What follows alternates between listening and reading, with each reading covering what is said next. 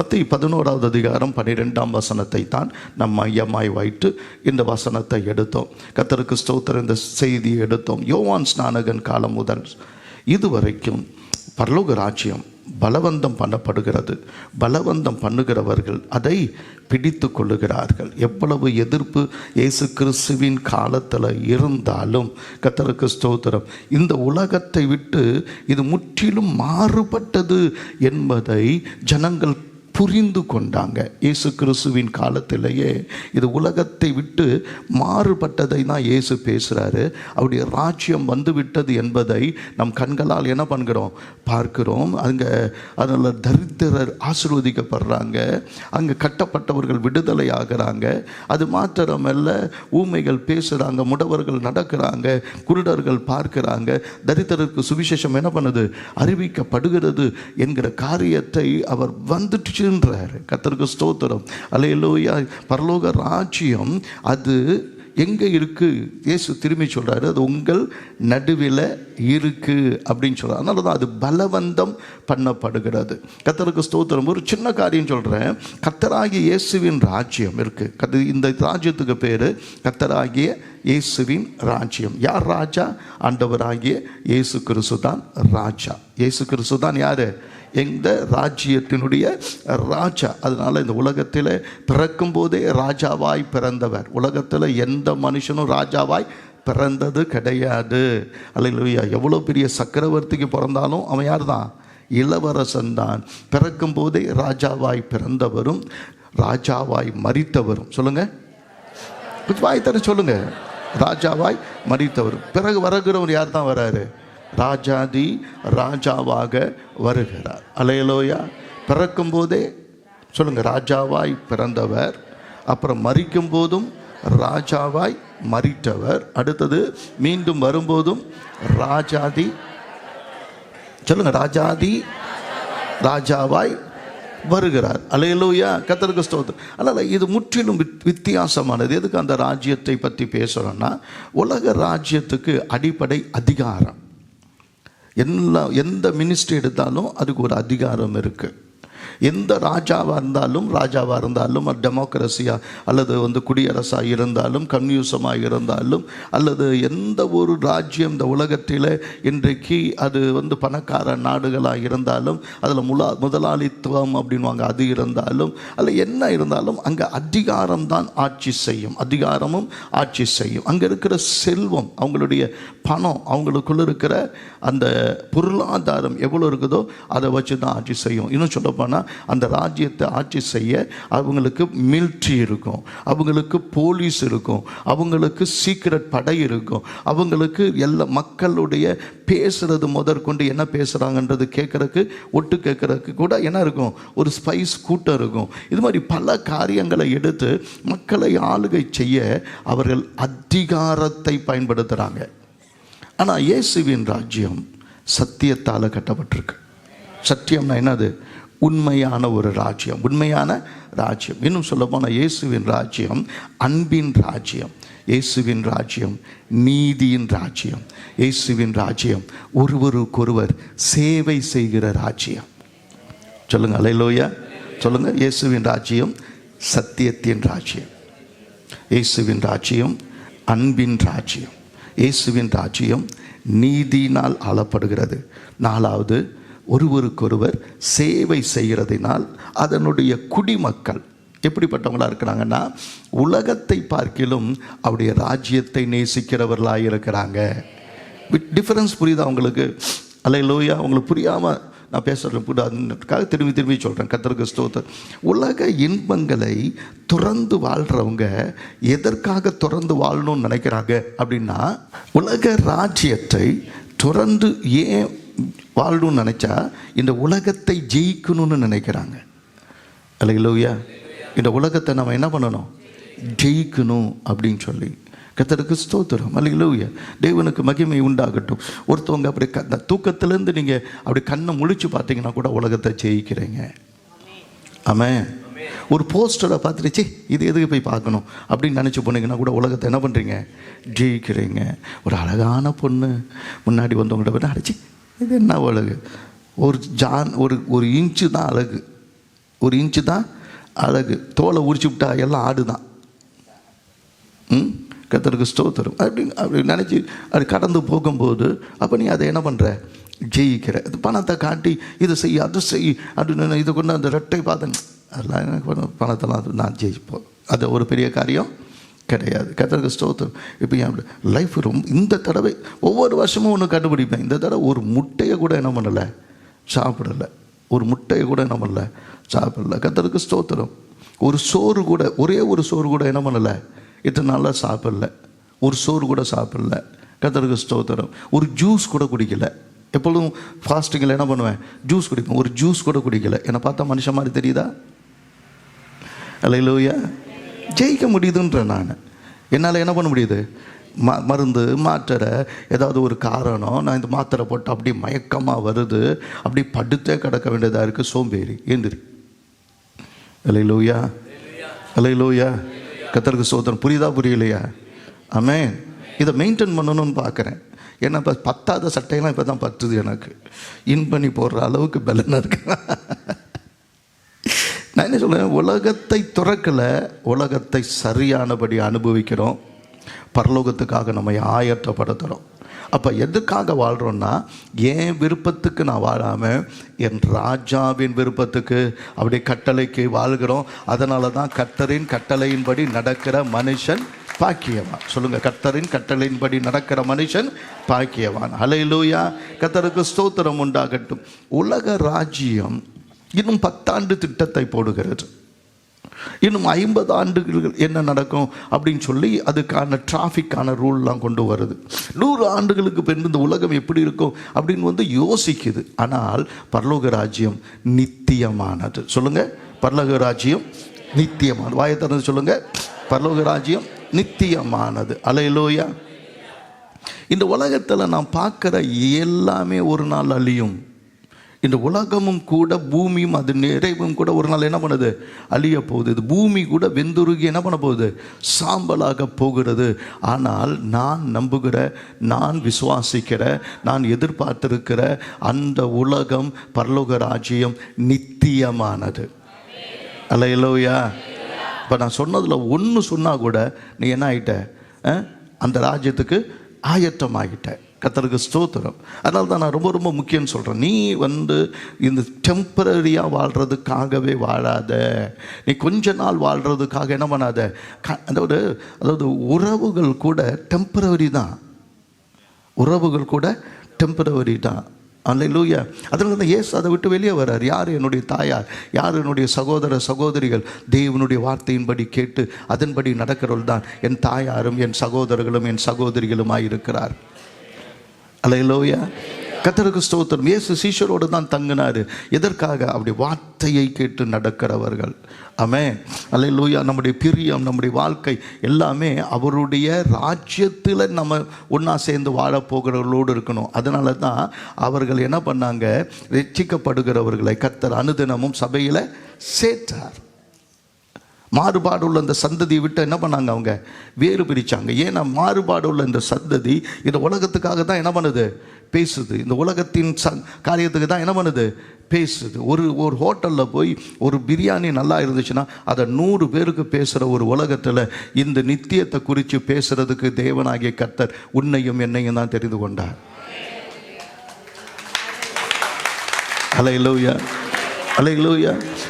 ஆண்டவருடைய ராஜ்யத்தை குறித்து ஒரு உதாரணம் இருக்கா? இருக்கு. சொல்லுங்க. தேவனுடைய ராஜ்யத்தை கண்ணாலேயே பார்க்கல, அந்த ராஜ்யத்தை எப்படி நாங்கள் அறிஞ்சிக்க முடியும் அப்படின்னா, ஒரு என்கவுண்டர், அவர் ராஜ்யம் பண்ணால் என்ன நடக்கும் என்பதை ஆண்டவர் இன்னையிலிருந்து தேவனாகிய கர்த்தர் 3000 ஆண்டுகளுக்கு 3500 ஆண்டுகளுக்கு முன்பதாகவே நீயும் நானும் பிறக்கிறதுக்கு முன்னாடியே தேவனாகிய கர்த்தர் அதை செஞ்சார். எப்படி அதை செஞ்சார்?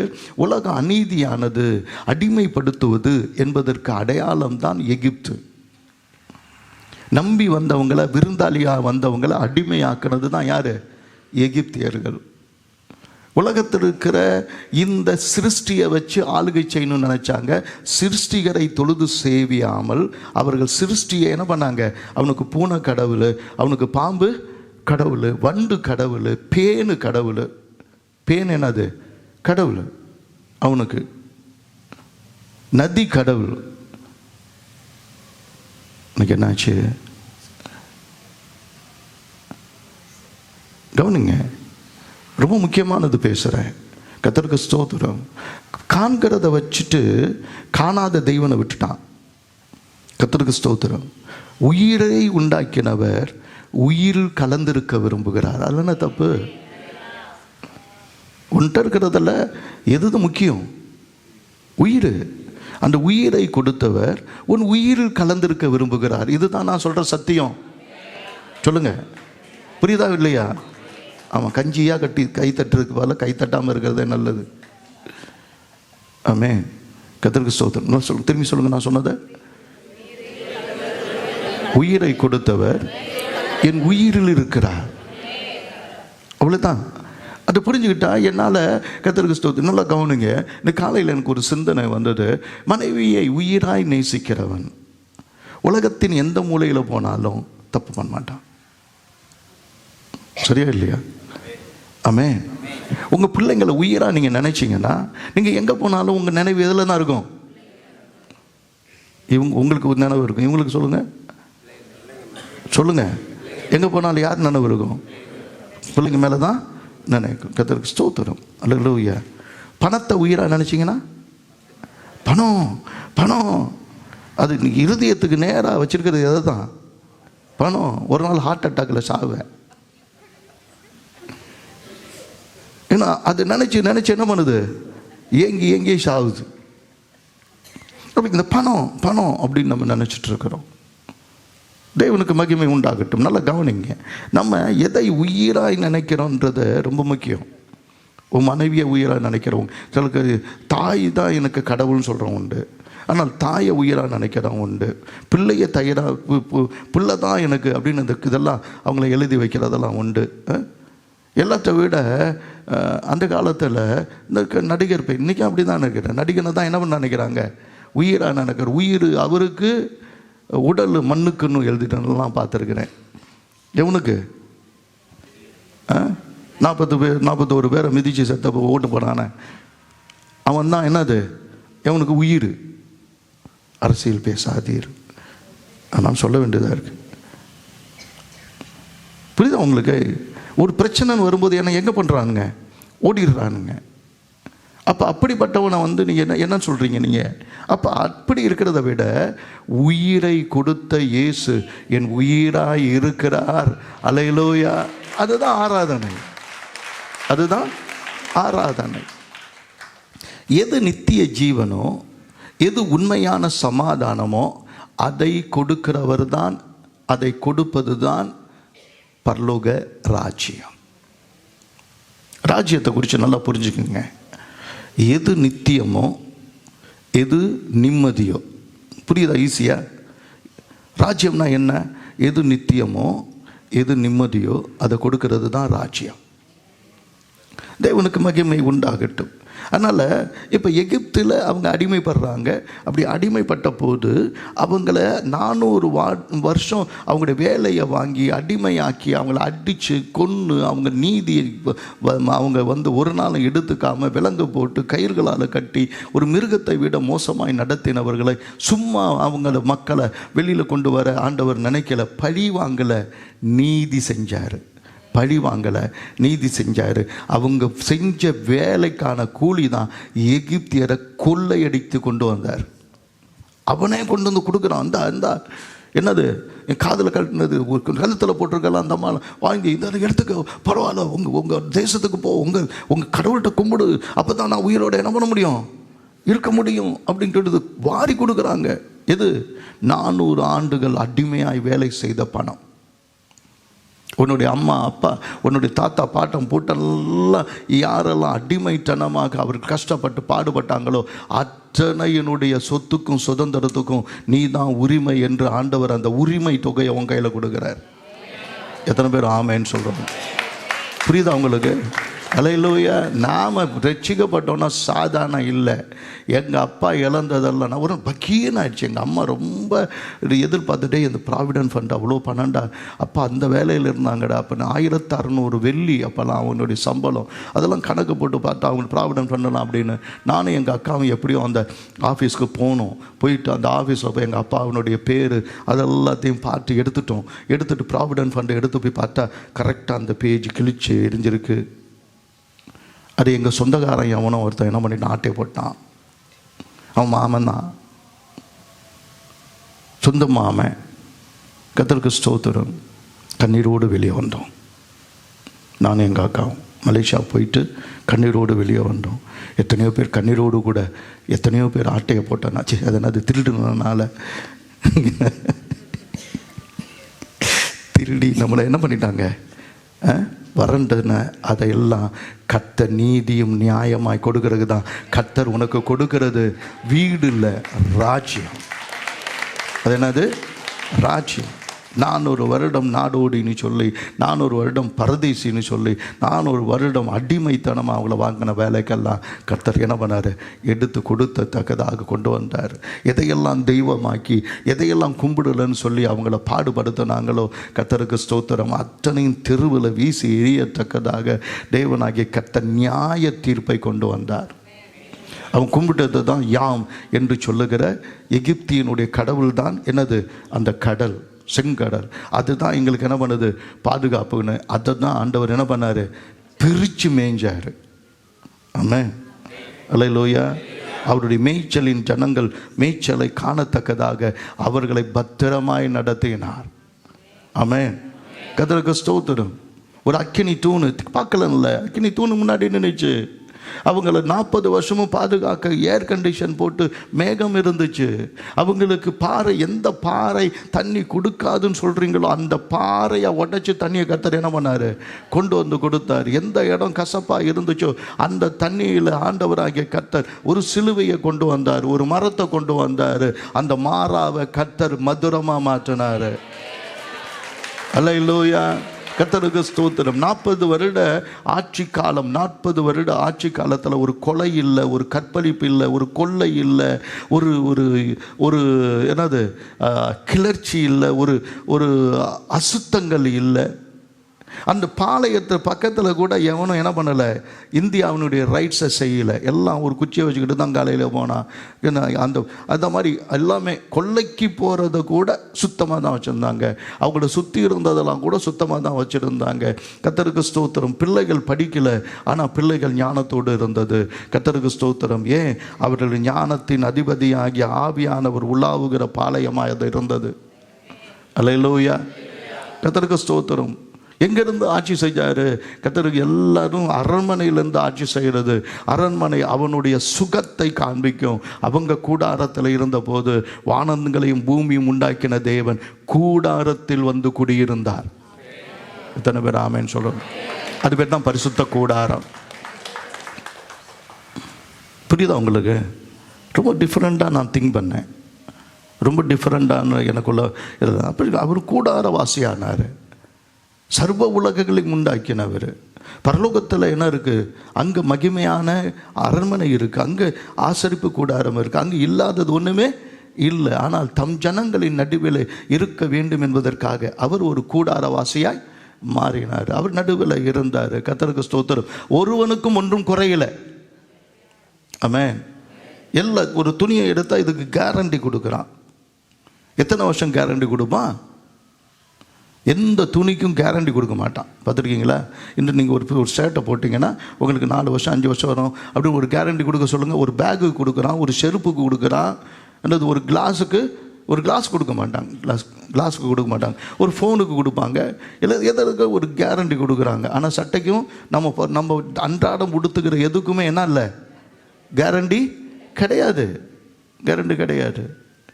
ஆனால் தேவனாகிய கர்த்தர் அதுக்கும் ஒரு கேரண்டி கொடுத்தாரு. 40 வருஷம் அந்த வஸ்திரம் பழதாய் போகவில்லை, அது கிழிஞ்சு போகலை. அப்படி ஆண்டவருடைய அது அன்னைக்கு அப்படியே புதுசாக தான் இருந்துச்சு.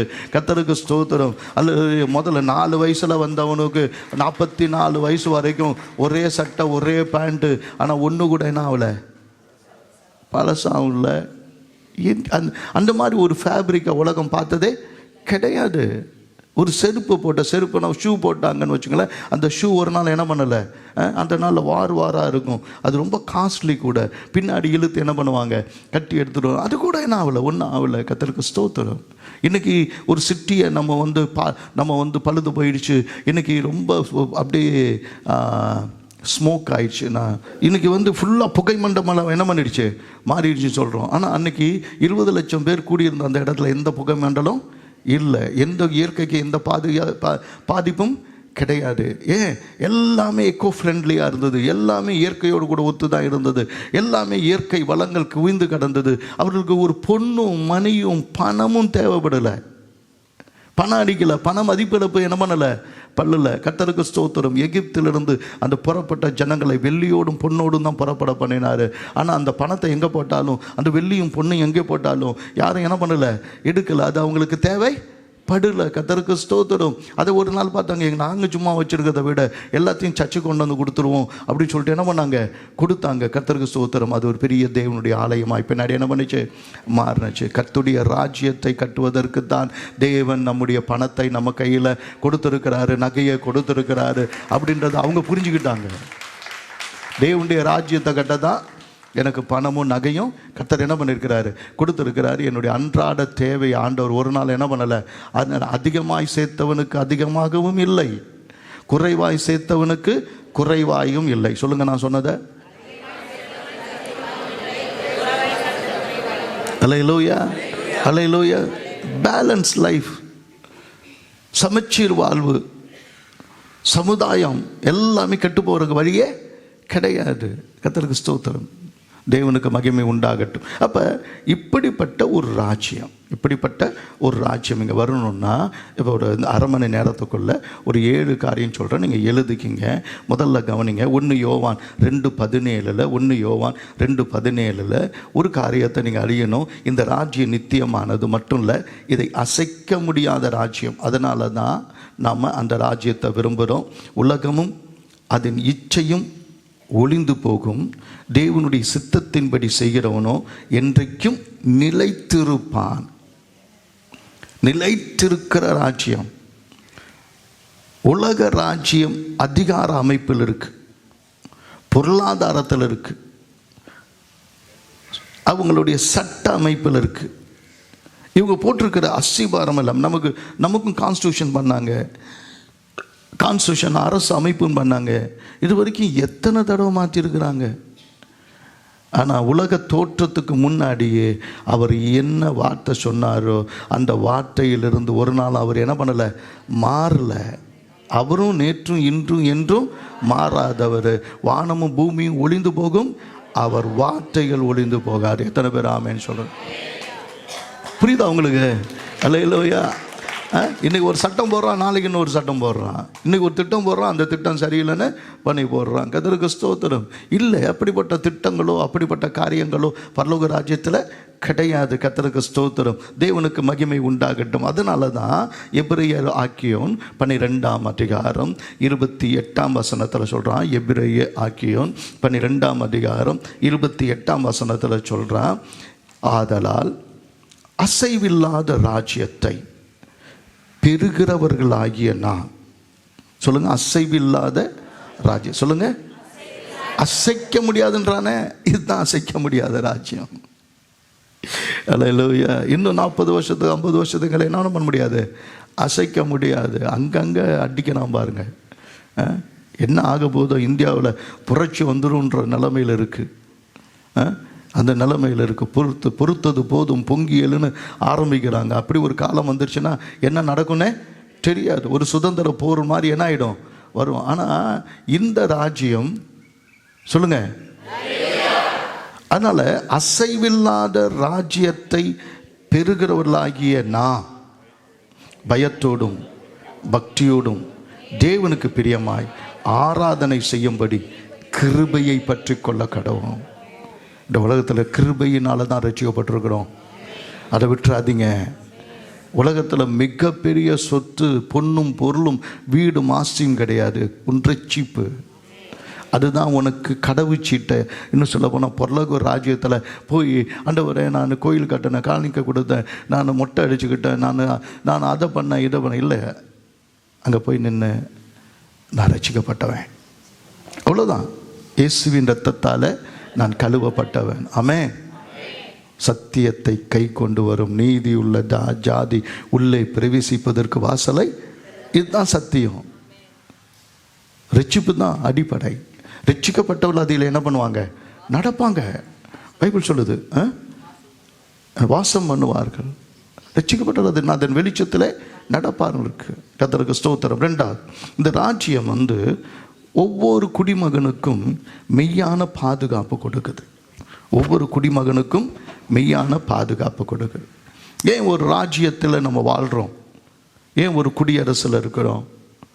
ஏன் ஒரு முதலாளித்துவ நாட்டில் இருக்கிறோம்? ஏன் ஒரு கம்யூனிசத்தில் இருக்கிறாங்க? ஏன் ஒரு சக்கரவர்த்திக்குள்ள ஒரு ராஜரீகத்துக்குள்ளே கீழே இருக்கிறாங்க?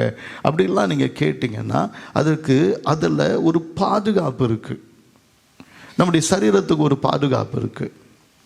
நம்முடைய வேலைக்கு ஒரு பாதுகாப்பு இருக்குது. நம்முடைய சொத்துக்கு ஒரு பாதுகாப்பு இருக்குது. அந்த காலத்தில் எவனோ வருவான், ஒரு கூட்டத்தை கொண்டு வருவான், அப்படியே என்ன பண்ணுவான்? அந்த ஊரையே அழிப்பான். அந்த ஊரில் இருக்கிற பொண்ணையும் மணியும் என்ன பண்ணுவான்? எடுத்துருவான். அங்கே இருக்கிற பெண்களை என்ன பண்ணுவான்? தூக்கிட்டு போயிடுவான். இப்படி தான் உலகம் நடந்தது. எல்லாம் ரவுடி கூட்டம் தான். ஒரு காலத்தில் எல்லாம் ரவுடி கூட்டம், திருட்டு கூட்டம், கொள்ளை அடிக்கிற கூட்டம், அப்படி தான் இருந்தாங்க. இந்தியாவில் 600க்கும் மேற்பட்ட சமஸ்தானங்கள் இருந்தது. இவனை அழிச்சு அவன் வாழ்ந்தான், அவனை அழிச்சு இவன் வாழ்ந்தான், அவனை கொண்டு இவன் வாழ்ந்தான், இவனை கொண்டு அவன் வாழ்ந்தான். இப்படி தான் சரித்திரங்கள் நடக்குதான். இவன் மனைவியை ஒருத்தன் தூக்கிட்டு போயிடுவான். அதுக்காக இவர் போய் என்ன பண்ணுவார்? சண்டை போடுவார். அப்புறமேல அவனை ஜெயிப்பான். அப்புறமேல இவன் வந்த பிறகு அப்புறமேல இவன் சும்மா இருக்க மாட்டான், அவன் மகளை தூக்கிட்டு வந்திருப்பான். அப்போ அவன் சும்மா இருக்க மாட்டான். இப்படி தான் நடந்த சரித்திரங்கள். கர்த்தருக்கு ஸ்தோத்திரம். இந்த உலகத்தில் யாருக்குமே பாதுகாப்பு, உண்மையான பாதுகாப்பு கிடையாது. கர்த்தருக்கு ஸ்தோத்திரம். இன்னும் ஒரு வார்த்தை சொல்ல போனால், இன்றைக்கி இருக்கிற பிரச்சனை இல்லைன்னா தெரியுமா? நம்முடைய பணம் அதுக்கு மதிப்பே என்ன பண்ணலை இல்லாமல், அது பேர் பணவீக்கம். என்னது? பணவீக்கம். பணத்துக்கு உள்ள மதிப்போடு கூட என்ன பண்ணணும்? அது இருக்கணும். கர்த்தருக்கு ஸ்தோத்திரம். ₹1 கொடுத்தா ₹1 உள்ள பொருள் நம்ம என்ன பண்ணணும்? வாங்கணும். ஆனால் ₹100 கொடுத்து ₹1 உள்ள பொருளை இப்போ வாங்குகிறோம். அதுதான் பணவீக்கம். கர்த்தருக்கு ஸ்தோத்திரம். அப்போ அதான் அன்றைக்கி பஞ்சத்தை பற்றி சொல்லப்பட்டிருக்கல. இந்த 200 பணம் கொடுத்து ஒரு காப்படி பயிர் கொஞ்சோண்டு என்னது புறாக்களுக்கு போடுகிற கொஞ்சம் தானியத்தை என்ன பண்ணாங்க? வாங்கினாங்க. ஒரு கழுத தலை 80 வெள்ளிக்கு என்ன பண்ணுச்சு? 80 பணத்துக்கு என்ன பண்ணுச்சு? விற்றுது. அப்படிலாம் பைபிளில் ஏன் போட்டிருக்குன்னா பஞ்ச காலம். ஆனால் இந்த பணவீக்கம் எல்லாத்தையும் என்ன பண்ணுது? நம்முடைய வாழ்க்கையை என்ன பண்ணிடுது? மாற்றிடுது. அந்த காலத்தில் பணத்தை கையில் எடுத்துகிட்டு போய் அப்புறமேல என்ன பண்ணுவாங்க? ஒரு சின்ன பையில் எடுத்துகிட்டு போய் வண்டியில் பணத்தை பொருளை ஏற்றிக்கிட்டு வந்தாங்க. இப்போ நம்ம என்னன்னா, நம்ம காரில், வண்டி தான் அதுவும் வெறும் காடி, நம்ம காரில் பணத்தை ஏற்றிட்டு போய் என்ன பண்ணுறோம்? பைக்கில் எதை ஏற்றிட்டு வரோம்? சைக்கிளில் இல்லை, கையில் என்ன பண்ணுறோம்? பொருளை ஏற்றிட்டு வர காலம் வந்துருச்சு. அப்போ ஆண்டவராகிய கர்த்தர் என்ன சொல்கிறாருன்னா, நான் உனக்கு ஒரு பாதுகாப்பை தரேன். உன்னுடைய பொருளுக்கு, உன்னுடைய வேலைக்கு, உன்னுடைய சரீரத்துக்கு, உன் குடும்பத்துக்கு. ஆமென். எத்தனை பேர் ஆமேன்னு சொல்கிறோம்? அல்லேலூயா. அதுதான் அந்த ராஜ்யம். நீ என்னுடைய ராஜ்யத்தில் இருக்கிற. ரட்சிக்கப்பட்ட நீ யாருடைய ராஜ்யத்தில் இருக்கிற? அல்ல, நீ எந்த வேலை செஞ்சாலும் உன்னுடைய ஒரு பாதுகாப்பு இருக்கு. எப்படி இருக்கு? மத்தேயு 6வது அதிகாரம் 19ஆம் வசனம் 20ஆம் வசனத்தில், மத்தேயு 6வது அதிகாரம் 19ஆம் வசனம் 20ஆம் வசனத்தில், பூமியில் உங்களுக்கு பொக்கிஷங்களை சேர்த்து வைக்க வேண்டாம், இங்கே பூச்சியும் துருவும் அவைகளை கெடுக்கும், இங்கே திருடரும் கன்னமிட்டு திருடுவார்கள். பரலோகத்தில் உங்களுக்கு பொக்கிஷங்களை சேர்த்து வைங்க. சொல்லுங்க, பரலோகத்தில் அங்கே பூச்சியாவது துருவாவது கெடுக்கிறதும் இல்லை, அங்கே திருடர் கன்னமிட்டு திருடுகிறதும் இல்லை. அந்த காலத்தில் ஓட்டையை போட்டு உள்ளே திருடுவாங்க. பரலோக ராஜ்யம் நான் இன்றைக்கி சொல்கிறேன். பரலோக ராஜ்யத்தின் ஆசீர்வாதங்களை எப்படி நாம் சுதந்திரிக்க முடியும்? ஆமென். அல்லேலூயா. இந்த பாதுகாப்பு, உனக்கு பாதுகாப்பு, உன் குடும்பத்துக்கு பாதுகாப்பு சொல்கிறார்ல ஆண்டவர். நான் வந்து பிசாசே சொல்கிறான்னா, யோபுவை சுற்றிலும், அவனுடைய வீட்டை சுற்றிலும், அவனுக்கு உண்டான எல்லாவற்றையும் சுற்றிலும் வேலி அடைத்து, அல்லேலூயா. அப்போ பாதுகாப்பு இருக்குல்ல. மூணாவது, இந்த ராஜ்யத்தில் தான் நீதியும் நிம்மதியும் இருக்கு. நீதியும் நிம்மதியும் இருக்கு. உலகத்தில் நீதி கொடுக்கலாம். நீங்கள் போய் டிவிஷனல் கோர்ட்டுக்கு போனீங்கன்னா ஒரு நீதி கிடைக்குது. டிஸ்ட்ரிக்ட் கோர்ட்டு போனால் ஒரு நீதி கிடைக்குது. டிஸ்ட்ரிக்ட் கோர்ட்டில் போனால் அப்புறமேல எங்கே போக வேண்டியதாக இருக்குது? ஹை கோர்ட்டுக்கு போக வேண்டியதாக இருக்குது.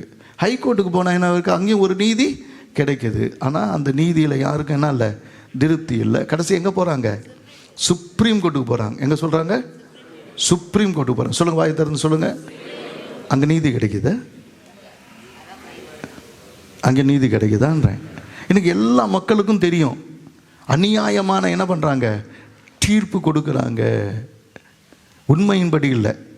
அதாவது சட்டத்துக்கு முன்னாடி யாவரும் சமம் அப்படின்னு சொல்லிட்டு ஒரு நீதிபதி, ரிட்டையர்டான நீதிபதிகிட்ட கேட்டாங்க. சட்டத்துக்கு முன்னாடி எல்லாரும் சமம் சொல்லிட்டு, அந்த எல்லாரும் சொல்கிறீங்களா, அவங்க யாருன்னு சொல்லுங்கள். அரசியல்வாதியா, அதிகாரியா, பணக்காரனா, பாமரனா? அதை இன்னைக்கு என்ன பார்க்குது? நீதி வளையுது, வளைஞ்சு கொடுக்குது. ஒரு ரிட்டையர்ட் ஜட்ஜ் சொல்கிறார், வளைஞ்சு கொடுக்குது. இன்னைக்கு நீதி எல்லாருக்கும் சமமானது கிடையாது. ஆனால் எங்கே தான் நீதி சமமான கிடைக்கும் அப்படின்னு சொன்னால், எந்த ராஜ்யத்தில் ஒழுக்கமும் எந்த ராஜ்யத்தில் உண்மையும் இருக்கோ அங்கே தான் அந்த நீதி, உண்மையான நீதியை பார்க்க முடியும். என்னைக்கு நீதி கிடைக்குதோ அப்போ நமக்கு ஒரு நீடித்த சமாதானம் கிடைக்கும். நீதி நமக்கு கிடைச்சிச்சுன்னா நம்ம நீடித்த ஒரு சமாதானம் கிடைக்கும். அந்த சமாதானம் வந்துச்சுன்னா நீ சந்தோஷமாக இருப்ப. அதனால தான் ரோமர் 14:17 ஆவியானவர் வந்து நடத்துறது. அது என்னதில்ல, அது வெறும் சாப்பிட்றதும் குடிக்கிறதும் இல்லை. அது வெறும் சாப்பாடும் குடிக்கிறதும் கிடையாது, புசிப்பும் குடிப்பும் இல்லை. சொல்லுங்க, அப்போ என்னது? அது நீதி, அது சமாதானம், அது சந்தோஷம். ஆளுநர் ஆவியானவர். உங்கள் மைண்டில் எப்பொழுதுமே மறந்துடாதீங்க, ஆளுநர் ஆவியானவர். கர்த்தருக்கு ஸ்தோத்திரம். உலகத்தில் ஆளுநரை என்ன பண்ணிருக்காங்க? வச்சிருக்கிறாங்க. ஒரு டெமோக்ரஸியில் நம்ம இருக்கிற இந்த குடியரசில் ஆளுநர்கள் இருக்கிறாங்க. ஆனால் இவர்கள் மக்களால் தேர்ந்தெடுக்கப்பட்டு வந்தவங்கள அந்த அரசாங்கத்தால், அந்த அமைச்சரவையினால் அல்லது ஆளுகிற கட்சியினால் நியமிக்கப்பட்டவங்க. ஆனால் கர்த்தருக்கு ஸ்தோத்திரம், இந்த உலகத்தை ஆளுகை செய்ய வேண்டும் என்று பிதாவே அனுப்பின ஆளுநர் பெயர்தான், சொல்லுங்க, ஆவியானவர். அல்லேலூயா, அல்லேலூயா. சொல்லுங்க, ஆளுகை செய்ய வேண்டும் என்று அனுப்பப்பட்டவர் தான் ஆவியான். சனிக்கிழமை காலையில் தான் ஆவியானவரை குறித்து நான் நடத்த போகிறேன். இப்போ இதுவரைக்கும் நடத்தினது வேறு. சனிக்கிழமை காலையில் உங்களுக்கு சொல்லிக் கொடுக்குற ஆவியானவரை வேறு. பாருங்கள், இது வரைக்கும் நீங்கள் கேட்ட ஆவியானவர் வேறு, சனிக்கிழமை காலையில் கேட்குற ஆவியானவர். அது கட்டாயமாக நோட்ஸ் எடுங்க. வேறு வித்தியாசமாக நான் அதை வித்தியாசம் இல்லை, சத்தியத்தை பேசுகிறேன். கர்த்தருக்கு ஸ்தோத்திரம். அல்லேலூயா. நாலாவது, இந்த ராஜ்யம் ஒரு பூரணமான ஏற்பாடை உடையது. நாலாவது, இப்படி எழுதிக்கிங்க, நான் அது என்னன்னு உங்களுக்கு சொல்கிறேன். கர்த்தருக்கு ஸ்தோத்திரம். ஒரு பூரணமான ஏற்பாடை உடையது. அதாவது அதனுடைய திட்டங்கள், அதன் செயல்கள் எல்லாமே பூரணமானது. அப்படி கொஞ்சம் எடுத்துக்கிட்டிங்கன்னா நீங்கள் நல்லா கவனிங்க. இந்த உலகத்தில் நாம் ஒரு அரசாங்கத்தில் வேலை வேணும்னு ஏன் சொல்கிறோம்? அதில் பிழைப்பு கிடைக்குது. அரசாங்கத்தில் ஒரு பியூனாகவும் இருக்கலாம், ஒரு அட்டண்டராகவும் இருக்கலாம். ஏன் ஒரு டெம்பரரி வேலை கூட என்ன பண்ணலாம், ஒரு எண்ணமாற கூட நம்ம இருந்துட்டு போகலாம். அது கூட அரசாங்க வேலை தான். ஆனால் அதிகாரி அப்படின்னு வந்து உட்காரும்போது அங்கேயும் நிபந்தனைகள் வரும்போது அந்த வாழ்க்கையை செய்வதற்கு நிறைய நிபந்தனைகள் இருக்குது. உண்மையாக சொல்ல போனால் ஒரு பியூனு சந்தோஷமாக என்ன பண்ணுவாங்க, வந்தாங்களா காலையில் 9 மணிக்கு வந்தாங்களா, 5:45 முடிஞ்சிச்சுன்னா என்ன பண்ணுவாங்க, தூக்கி போட்டு போயிடுவாங்க. ஆனால் ஒரு ஆஃபீஸர் உட்காந்து ராத்திரி 12 மணி 2 மணி, நான்லாம் வீட்டுக்கு போகும்போது ராத்திரி 12 மணி 2 மணி.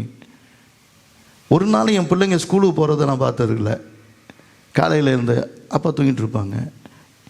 இப்பயும் அப்படி தான் சமயத்தில் தூங்குறேன். ஏன் தாத்தா தூங்குறாங்க அப்படின்னு. தாத்தா நைட்டு எழுந்திரிச்சிட்டு இருந்தாங்க. ஏன் நைட்டில் எழுந்திருக்கிறாங்க, காலையில் எழுந்திரிக்க சொல்லுங்க. அல்லேலூயா, கர்த்தருக்கு. அப்போ அந்த வேலை அப்படி தான், ராவும் பகலும் என்ன பண்ணோம், வேலை தான் ஓடும். பாவம் அதிகாரிங்க நிர்பந்திக்கப்படுறாங்க. மேலே இருக்கிற அரசியல்வாதிகளால் என்ன பண்ணுறாங்க, நிர்பந்திக்கப்படுறாங்க. பிழைப்புக்காக இருக்கிறவங்க வேற, அதிகாரத்தில் வந்துட்டா நிர்பந்தங்களால் என்ன பண்ணுறாங்க, சூழப்பட்டு இருக்கிறாங்க. அதிகாரியாக இருக்கிறது ரொம்ப கஷ்டம். நிபந்தனைகளால் வாழ்கிறாங்க. ஆனால் நீ அதில் சாப்பிட்றதுக்கு நேரம் இருக்காது. ஒரு அரசியல்வாதியை போய் பாருங்கள். நான் கேட்டுருந்தேன், இவங்க இப்போ நான் அந்த அமைச்சர்கிட்ட பேசிட்டு இருக்கும்போது அவ்வளோ அழகாக உடுத்திட்டு வராங்களே அப்படின்னு சொல்லிட்டு நான் கேட்டபோது, சுலமா அங்கேயே ஒரு ஸ்க்ரீன் இருக்கும், அங்கேயே ஒரு பெட்டி இருக்கும், அந்த பெட்டி அதுக்குள்ளே என்ன பண்ணும் இருக்கும். உடனே அங்கேயே என்ன பண்ணுவாங்க, ட்ரெஸ் மாற்றிக்குவாங்க. சாப்பிட்றது கூட என்ன பண்ணுவோம், டைமே இருக்காது. அப்படியே என்ன பண்ணுவாங்க, அந்த பிளேட்டு கொடுப்பாங்க, அதில் ஒரு பிளேட்டை வச்சு அப்படியே தான் போகும்போதே சாப்பாடு. நீயும் நானும் பிள்ளைங்களோட உட்காந்து சந்தோஷமாக சாப்பிட்றது ஒரு அரசியல்வாதிக்கு கிடையாது. ஒரு போலீஸு பெரிய அதிகாரி ராத்திரியும் பகலும் பரிதாபமாக நிற்கிறாங்க. ஆச்சரியம், எனக்கு பாவமாக இருக்குது போலீஸுக்காரங்களை பார்க்கும்போது. அவங்களுக்கும் மனைவி பிள்ளைங்கள்லாம் என்ன பண்ணாங்க இருக்கிறாங்க, அவங்களுக்கு லீவு கிடையாது. ஒரு அமைச்சர் வராருன்னு சொன்னால், அவங்க அமைச்சர் வராரு அல்லது சிஎம் வராருன்னா 2 நாளைக்கு முன்னாடி நிறுத்திடுறாங்க. பரிதாபங்க, அதெல்லாம் நிர்பந்திக்கப்படுறாங்க. ஆனால் முதலாவது தேவனுடைய ராஜ்யத்தையும் அவருடைய நீதியும் தேடுங்க, இவைகளெல்லாம் உங்களுக்கு 3 வேளையும் நல்லா உட்காந்து சாப்பிட்டீங்கனாலே நீங்கள் பெரிய பாக்கியவான். அல்லேலூயா. உங்கள் மனைவி பிள்ளைங்களை பார்த்து பேசுனீங்கனால அது பாக்கியமானவங்க. உங்கள் பேர பிள்ளைங்களோடு கூட அல்லது உங்கள் பிள்ளைகளோடு கொஞ்சம் விளையாடுறீங்கன்னா நீங்கள் பாக்கியவான்கள். இன்னும் அரசியல்வாதிங்க அவங்க மனைவி பிள்ளைங்களை போய் பார்த்தா என்னது, காலங்கள் ஆயிடுச்சுன்னுவாங்க. கர்த்தருக்கு ஸ்தோத்திரம் உண்டாகட்டும். ராவும் பகலும் பணம் இருக்கும், ஆனால் எதையுமே என்ன பண்ண முடியாது, அனுபவிக்க முடியாது. எல்லாம் மாயை, மனதுக்கு சஞ்சலமாக இருக்குது. அல்லேலூயா, அல்லேலூயா, கர்த்தருக்கு ஸ்தோத்திரம். நான் முந்தியெல்லாம் அப்படி சொல்கிறதில்ல. இப்போல்லாம் ஒரு ஆப்பிள் சாப்பிட்டாலும் சரி, ஒரு சப்போட்டா சாப்பிட்டாலும் சரி, அல்லது எனக்கு கிழங்கு சாப்பிட்றேன் பாருங்கள். இப்போல்லாம் காலையில் கிழங்கு இல்லை, சரி மத்தியானம் கிழங்கு அல்லது பீட்ரூட்டு, நைட்டு ஒரு சக்கரவள்ளி கிழங்கு, அதுதான் சாப்பாடு. அவ்வளோ டேஸ்ட்டாக இருக்குது. சாப்பிட்டு பாருங்கள். ஒரு 2-3 கிலோ இறங்கி இருக்கிறேன். அதுதான் சாப்பாடு. இன்னும் கேட்டு பாருங்கள் வாங்கிட்ட 21 நாளும் அதுதான் சாப்பாடு. பீட்ரூட்டும் சக்கரவள்ளி கிழங்கும், சமயத்தில் மரவள்ளி கிழங்கும், அவ்வளோதான். இடையில உங்கள் கஞ்சியும் நானும் சேர்த்து குடிக்கிறேன். கர்த்தருக்கு ஸ்தோத்திரம். அல்லேலூயா. ஆனாலும் நிம்மதியாக வாழுங்க, அதுதான் ராஜ்யம். எத்தனை பேர் புரியுது உங்களுக்கு? நிம்மதியாக இருக்கிறாங்க சொல்லுங்கள். என்னமோ நிம்மதியாக போன மாதிரி உட்காந்துருக்கிறீங்க. சொல்லுங்கள், நிம்மதியாக இருக்கிறீங்களா இல்லையா? இல்லைன்னா என்கிட்ட வந்து சொல்லியாவது தொலைங்க. நான் நிம்மதியை வழியை என்ன பண்ணுறேன், காட்டுறேன். இல்லை நீங்கள் அப்படி போக மாட்டேன்னு சொன்னீங்கன்னா ராஜ்யத்துக்கே அனுப்பிடுறேன். அல்லேலூயா, கர்த்தருக்கு ஸ்தோத்திரம். கொஞ்சம் கவனிங்க. அப்போ இந்த ராஜ்யம் என்ன அப்படின்னு சொன்னால், இந்த ராஜ்யம் ஒரு பூரணமான அரசரால் ஆளுகை செய்யப்படுது. 5வது காரியம், இந்த ராஜ்யம் பூரணமான ஒரு அரசரால் ஆளுகை செய்யப்படுது. ஏன், இந்த பூமியில் இருக்கிற எல்லார் மேலும் ஊழல் குற்றச்சாட்டு. அது இன்னும் சொல்லப்போனால் அது என்ன, செக்ஸில் ஸ்கேண்டலில் வந்துட்டார். தமிழ் எனக்கு தெரியல, அதனால் தமிழில் தெரியாதவர் வரைக்கும் நல்லது தான். அதனால் ஸ்கேண்டலில் வந்துட்டார் அவர். அந்த கட்சி ஒரு ஊழல் கட்சி. திடீர்னு பதவியில் இருப்பாங்க, திடீர்னு பதவியிலேருந்து என்ன பண்ணிடுவாங்க, தூக்கி எரியப்படுவாங்க. அதுதான் உலக ராஜ்யம். ஆனால் இயேசு கிறிஸ்துவின் ராஜ்யம்தான் நித்தியமான ராஜ்யம். அது நீதியிலும் இருக்குது, அது அன்பிலும் இருக்குது. ஆமென், அல்லேலூயா. அசைக்க முடியாத ராஜ்யம். அதனால தான் அது அசைக்க முடியாதது அப்படின்னு எழுதினேன். ஆமென், அல்லேலூயா, கர்த்தருக்கு ஸ்தோத்திரம். அப்போ அசைக்க முடியாதது மாத்திரமல்ல, அர்ப்பணிப்பில் இருக்கிற ராஜ்யம் அது. என் ராஜாவை ஏன் சிலுவையில் காட்டுறாங்க அப்படின்னா, எனக்காக அவர் உயிரையும் கொடுக்கிற உன்னதமான ராஜா. எத்தனை பேர் புரியுது? அல்லேலூயா, அல்லேலூயா. உலக சரித்திரத்தில் தலைவனுக்காக தன்னை கொளுத்திக்கிட்ட எத்தனையோ தொண்டர்களை நீங்கள் பார்த்துருப்பீங்க.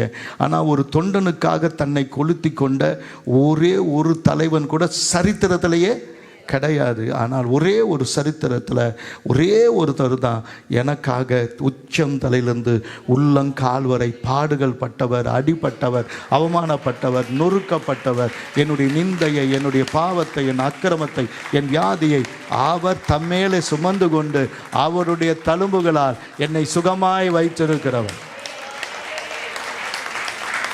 வாட் ஏ பியூட்டியில் ஆண்டோடைய நம்ம நான் தியானிக்கும் போது ரொம்ப ஆண்டோட கர்த்தருக்கு ஸ்தோத்திரம். வெளிப்படுத்தல் 17:14 இவர்கள் ஆட்டுக்குட்டியானவரோடு யுத்தம் பண்ணுவாங்க. யாரு?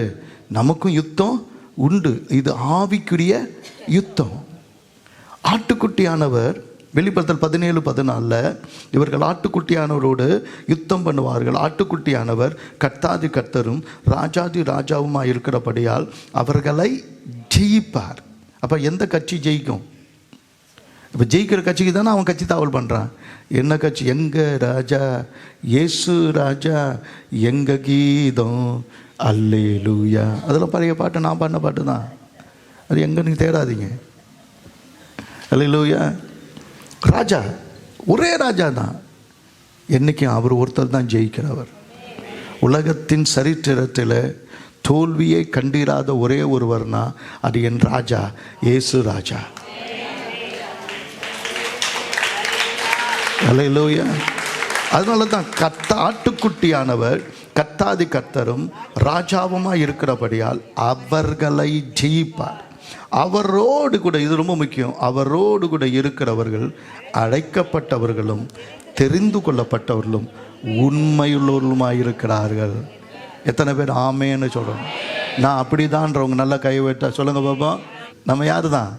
அவரோடு இருக்கிறோன்னா நான் அழைக்கப்பட்டவன், தேவனால் தெரிந்து கொள்ளப்பட்டவன், உண்மையுள்ளவன். சொல்லுங்க, யாரு? உண்மையுள்ளவன். 6வது கர்த்தருக்கு ஸ்தோத்திரம்.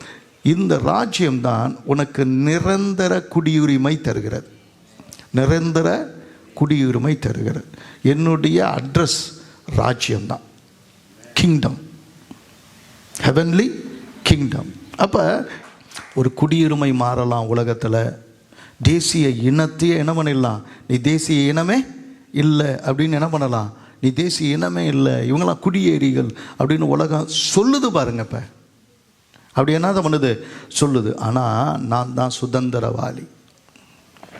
கொஞ்ச காலம் என் வீட்டை விட்டு போயிருந்தேன், எங்கள் அப்பாவோட கூட ஒரு மன வருத்தத்தில், அல்ல புரியாமல் போயிருந்தேன். ஆனால் திரும்பி வரும்போது என்னை வேலைக்காரனாக அவர் சேர்த்து கொள்ளுகிறவர் அல்ல, சுதந்திரவாளியாய் வைக்கிறவர். எத்தனை பேர் புரியுது?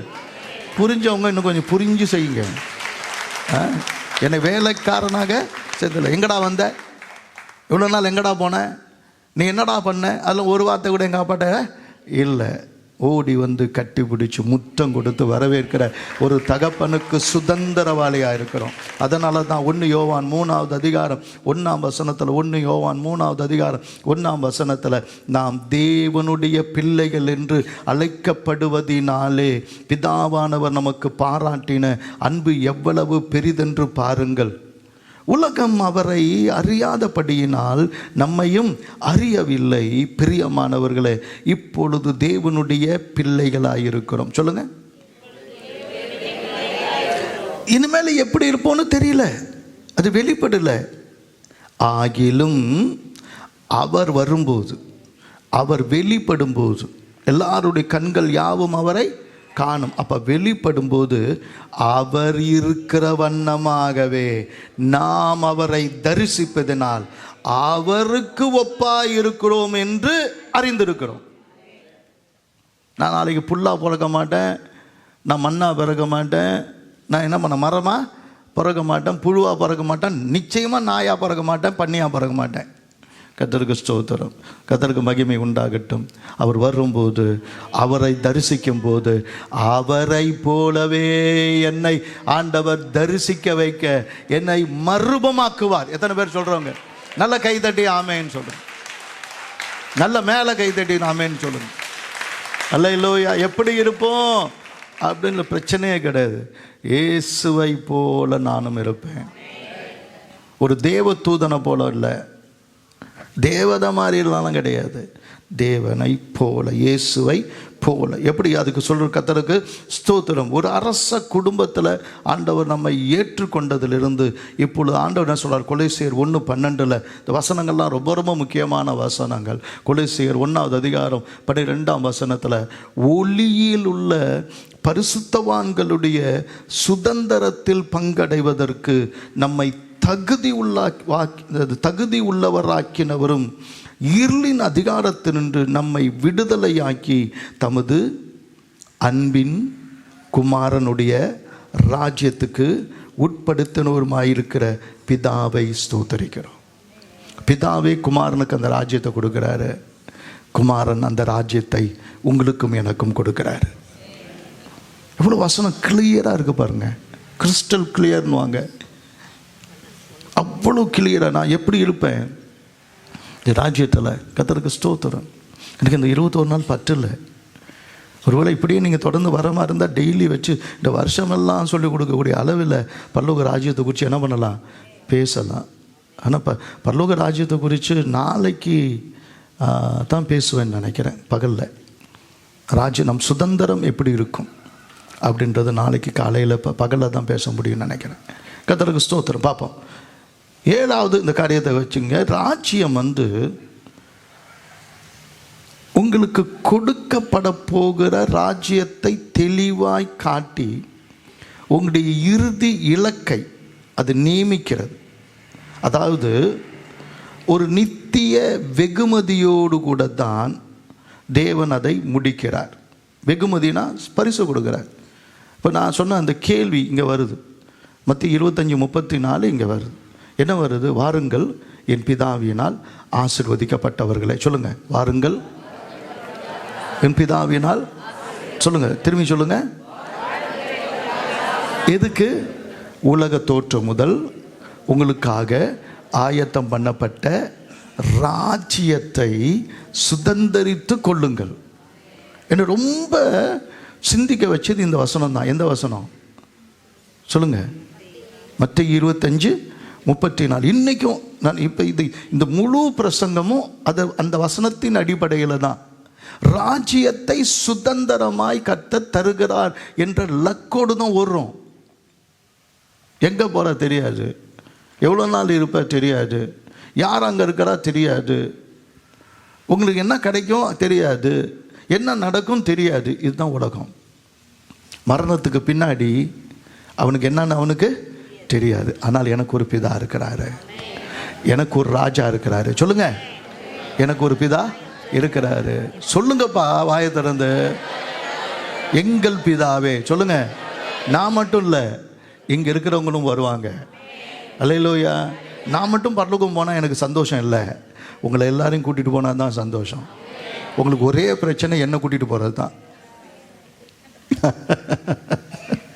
இதை கூட்டி போவீங்களாப்பா? இல்லை அப்படி கூட்டி போகிற மனசு இருக்குதா உங்களுக்கு? ஆனால் உங்களோட தான் நாங்கள் வரணும்னு நினச்சிட்டு இருக்கிறோம். நீங்களே என்ன கேட்குறீங்களே அப்படின்னு. நான் நிச்சயத்தோடு தான் இருக்கிறேன். அல்லேலூயா, அல்லேலூயா. கர்த்தருக்கு சொல்லுங்கள், நான் எதனால் இருக்கிறேன்? நிச்சயத்தோடு தான் இருக்கிறேன். இன்றைக்கி மறிச்சாலும் அவருடைய ராஜ்யத்தில் தான் இருப்பேன். ஒரு ராஜபுத்திரனை போல தான் இருப்பேன். ஒரு ராஜாதி ராஜாவை பார்ப்பேன். அவர் சொல்லுவார், வின்சென்ட், உலக தோற்றம் முதல் உனக்காக ஆயத்தம் பண்ணப்பட்ட ராஜ்யத்தை சுதந்திரித்துக்கொள்.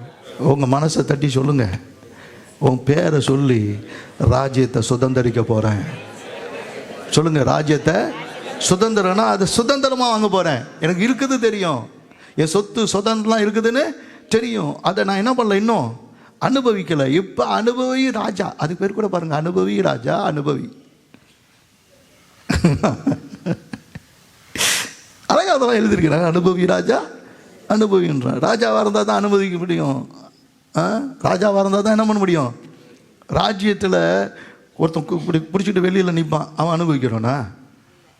அவன் வீரன் தான், உயிரையே கொடுக்குறவன் தான், அவன் அனுபவிக்கிறானா? ராஜ்யத்தில் நிறைய அறிவு உள்ளவங்க இருக்கிறாங்க, அவங்க அனுபவிக்கிறவங்களா? ராஜ்யத்தில் மந்திரிமார்கள்லாம் இருக்கிறாங்க, அவங்க அனுபவிக்கிறவங்களா? பக்கத்துலேருந்து வீசுகிறாங்களே அந்த பொண்ணுங்க, அதுங்களும் அனுபவிக்கிறவங்களா? பானபாத்திரம் ஆக்குறாங்க, அவன் அனுபவிக்கிறவனா? ராஜ்யத்தை அனுபவிக்கவே பிறந்தவன் யார் தான்? அந்த ராஜரீக கம்பீரம் குரல்லிருந்து நடையிலிருந்து தெரியும். அல்லேலூயா. அனுபவி ராஜா, அனுபவி. அல்லேலூயா. கர்த்தருக்கு ஸ்தோத்திரம். அதனால தான் 2 கொரிந்தியர் 5:6-7 சொல்லுது. 2 கொரிந்தியர் 5:6-7 சொல்லுது. கர்த்தருக்கு ஸ்தோத்திரம். முடிச்சிட்டோம், அதனால் 7-8 வரைக்கும் வாசிக்கலாம். நாம் தரிசித்து நடக்காமல் விசுவாசித்து நடக்கிறோம். நான் நேராக பார்க்கல, ஆனால் நான் என்ன பண்ணுறேன்? விசுவாசம் என்னுடைய கிஃப்ட்டு. நான் கற்பனையில் வாழல, விசுவாசத்தில் வாழ்கிறேன். அல்லேலூயா. இந்த தேகத்தில் குடியிருக்கையில் கர்த்தரிடத்தில் குடியிராதவர்களாக இருக்கிறோம் என்று அறிந்தும் எப்பொழுதும் தைரியமாக இருக்கிறோம். சொல்லுங்க, எப்பொழுதும் நாம் தைரியமாகவே இருந்து இந்த தேகத்தை விட்டு குடி போகவும் கர்த்தரிடத்தில் குடியிருக்கவும் அதிகமாய் விரும்புகிறோம் என்று சொல்லுகிறவங்க நல்லா மேலே கைதட்டி சொல்லுங்க, நான் அதிகமாய் விரும்புகிறேன். அல்லேலூயா. கர்த்தருக்கு ஸ்தோத்திரம். ஆமென். என் ஆத்துமாவே கர்த்தரை ஸ்தோத்தரி, என் முழுவதுமே கர்த்தரை பரிசுத்த நாமத்தை ஸ்தோத்தரி. என் ஆத்துமாவே கர்த்தரை ஸ்தோத்தரி, கர்த்தர் செய்த சகல உபகாரங்களையும் மறவாதே. ஆமென். அல்லேலூயா. கர்த்தர் உங்களை ஆஸ்வதிப்பாராக. God plus.